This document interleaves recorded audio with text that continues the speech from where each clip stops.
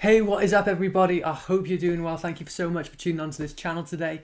We're going to continue this series of Who is This Man? The series where we look at the personhood of Jesus and this idea that he was the greatest example that we could ever learn from.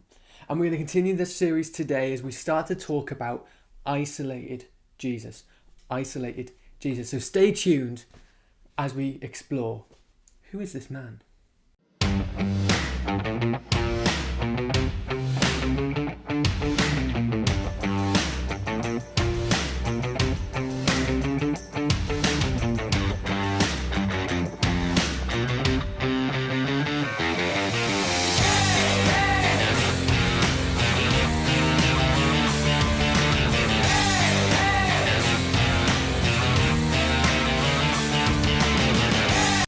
So, lockdown's coming to an end. Boris Johnson has given us a time where we know that soon we'll be able to have drinks and eat food and go out with our friends and go back to what seems like a possible normality. We're able to un-isolate ourselves and grow into this community again, meet once again with strangers and loved ones, with best friends and people who are foreign to us. We're able to communicate again, and it's so exciting. I don't know about you, but it's like the finish line's in sight. It's like we've done a marathon and now we can see that line and we've just got to get across it and we've just got to keep moving forward, right?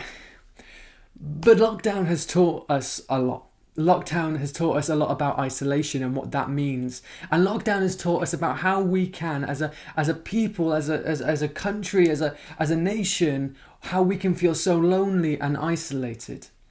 But today I wanted to talk about isolated Jesus. This idea that Jesus, fully God, fully human, spends time alone by himself.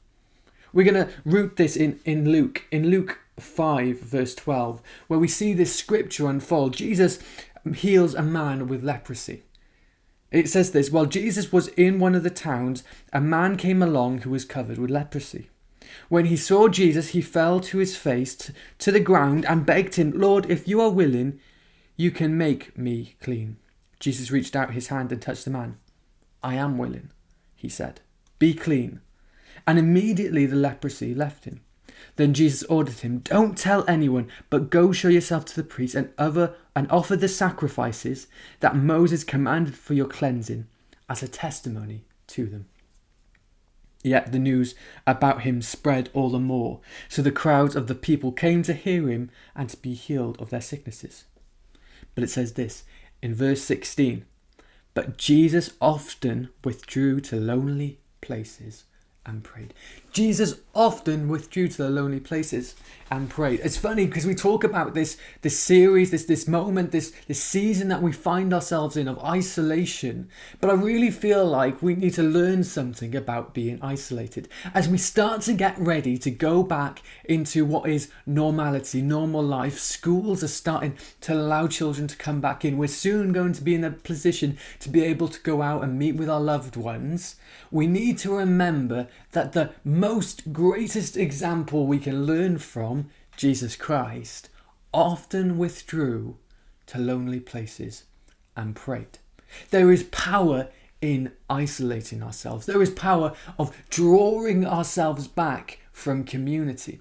Jesus realized that he needed, in order to be able to fulfill his earthly role, needed to spend time with the Father. And I just want to do a little encouragement to you today to say you might feel isolated, but God is always near. And I also want to challenge you today to say whatever's going on in your life, the busyness that you face, the trials that you seem to be going through, whatever difficulties that's going on, whatever pain is going on, wherever you are in your life, remember to go to lonely places and pray. In order to get your earthly strength, we need to go back to the Father.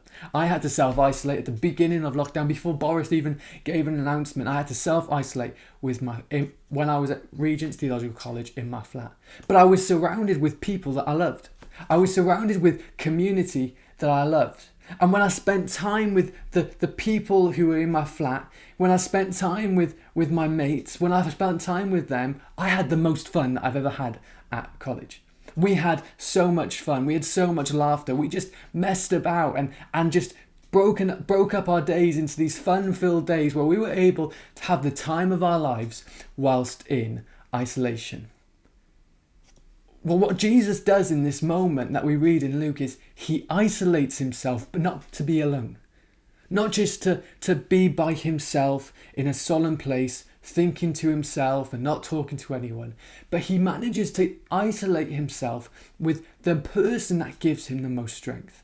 He manages to get away from the crowds and spend time with the person who is going to feed him, that is going to give him love and give him advice. He spends time with the Father.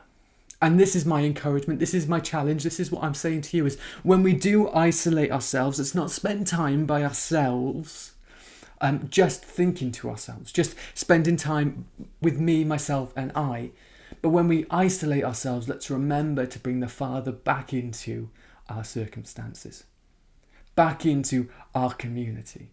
In order to have the best time, we need to be surrounded by the best people. And God is the best person that you could be spending time with. That's where your strength will come from.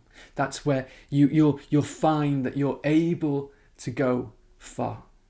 It says this, come to me. This is what God says to you. Come to me, all who are weary and heavy laden, and I will give you rest. Come to me. It's an invitation. And so this is the invitation to you today. Get to lonely places. Be like isolated Jesus. Go alone by yourself.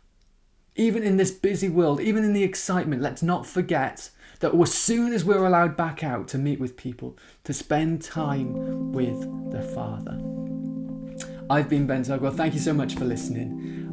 Please like, share and subscribe. Be blessed and be a blessing.